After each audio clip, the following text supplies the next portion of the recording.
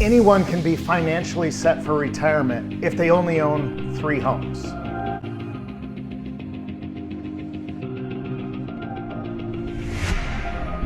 That's right, it only takes 3 homes for you to be financially free, wealthy, on your path to retirement, and have an income throughout retirement. I know that's a big statement and something that sounds a little bit too good to be true or too unbelievable, but actually we'll break down the numbers for you on exactly how that can happen. But it does start with your first home. Your first home purchase is the very first thing that you're going to do and live in that property. The reason you want to live in the home is, one, you can purchase with a lower interest rate. An investor is going to spend more on interest rate and more down payment than an owner-occupied property. So when you buy your first home, you're going to buy that with an owner-occupied loan, and you're going to start building equity in that property. Just naturally, as the market improves, you're going to build some equity. Now, you may be saying, well, the market could crash or what have you. The biggest crash we had in real estate happened between 2008 and 2011-12. And even with that crash, we're sitting here 10, 11 years later, we are actually more than double the value of the homes just prior to that crash. So yes, crashes happen, downturns happen, but so do up cycles. And if you keep holding your real estate, it's going to improve dramatically in value. And we're going to show you at the quick little example how just a little bit of improvement every single year can mean huge financial rewards and financial freedom through real estate. So the very first thing, build equity in your property. The value of the home starts appreciating. The second thing is you're going to have fixed mortgage payments. So your mortgages aren't going to fluctuate up or down, or mostly up, like they would in a rental property. Almost every landlord that I know of raises their rents every single year to, one, combat inflation and combat the improvement in their property value and taxes. And what you're basically doing is paying their mortgage for them. What you want to be is you want to be that landlord eventually. Now go get a rental property. So you can use some of your home's equity and actually buy the rental property. And we have some things we can show you how to do that. That's a whole nother video. Or if you have enough saved up for a down payment, you can go and buy a rental property. Or you can go buy a second home that now you're gonna live in as an owner-occupied home, and your old owner-occupied home now becomes your rental property. That's actually the best thing, because now you're under owner-occupied status. You can buy with as little as 3 or 3.5% down, and now you keep your old property as your rental. Now, why is it important to have residential real estate or even commercial real estate as a rental property? One, you're going to be able to do something which is called paper losses. You're going to be able to write off what's called depreciation against that asset. That doesn't mean that the home's getting trashed or it's going down in value or anything like that, but to the federal government and IRS, you do get to write off depreciation, which basically takes off your overall income. It does give you a benefit on your taxes. The second thing is you can claim that every single year that you own the home and you don't sell it. Once you sell it, then you've got to kind of pay back that depreciation. I'm not an accountant, so I'm not going to give you exact figures. You definitely want to talk to an accountant on those. We have great accountants we can refer you to as well. Second reason to buy a rental property, you're going to have cash flow. Cash flow on the property is important. So if you move from your residential property, buy another owner-occupied property and keep the first one, typically your payment's going to be lower than if you just went out and bought another property because the market has improved, so on and so forth.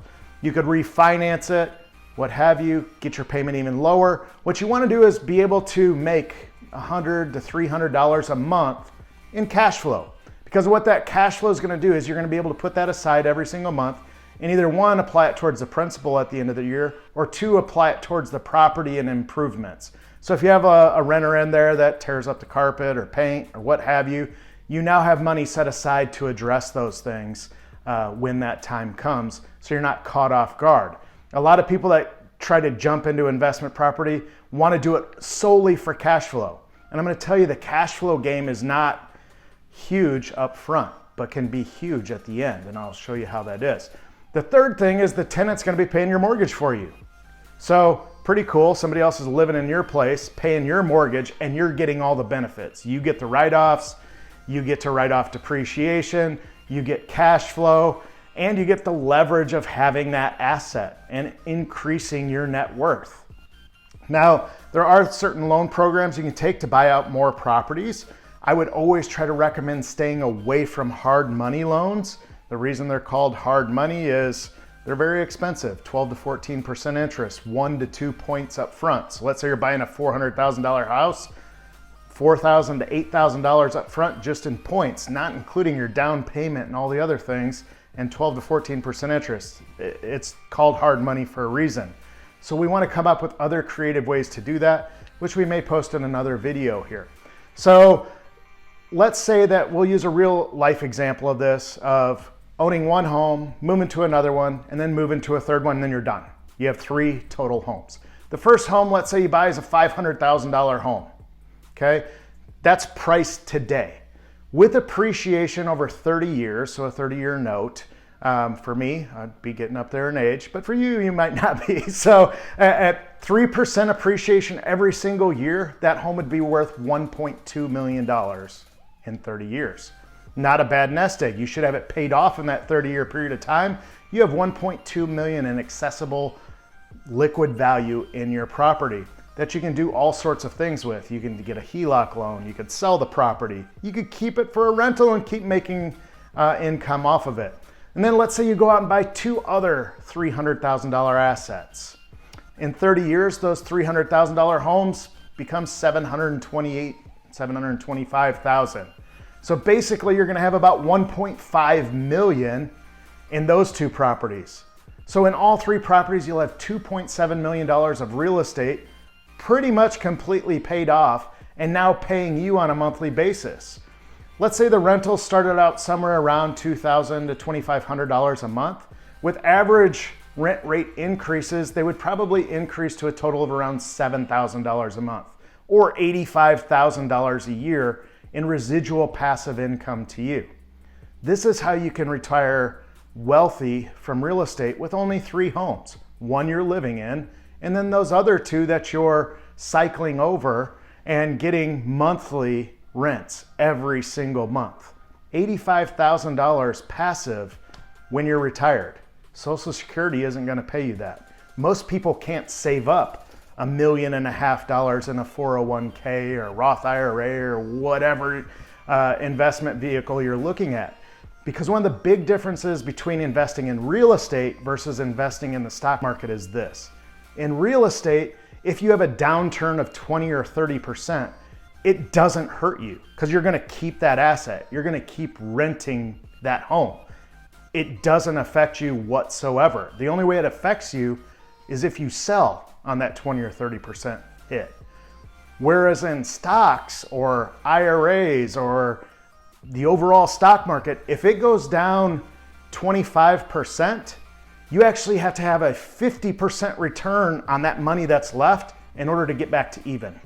So everything it goes down by, you have to double to get back to where you were. That is not the same in real estate. And that's a huge difference and a huge impact on your overall wealth. That's why 96% of all millionaires made their way through real estate, not through the stock market. There are those rare examples, and they are out there, and they've made millions and some of them billions of dollars. But you have to be extremely financially literate in that. In real estate, you don't. Have an advisor like myself that can help walk you through the process and get you, 1, your first home, and then 2 others, and you're well on your way to financial freedom. Hopefully you enjoyed the video. It gave you a little bit of a light bulb moment and something to start thinking about and preparing for your future in real estate. And if you want to knock it out of the park and get 10 properties, I'll be there for you to do that as well too. We always come across properties that are under market or represent a good return for what it is and what you can rent it for. So I'd love it if you could like this video, subscribe to the channel. We release great videos like this all the time that help you, 1, improve your net worth, 2, know more about the market and what's happening in the real estate industry in the Dallas-Fort Worth area. I hope you enjoyed this, and I look forward to seeing you next time. Be blessed.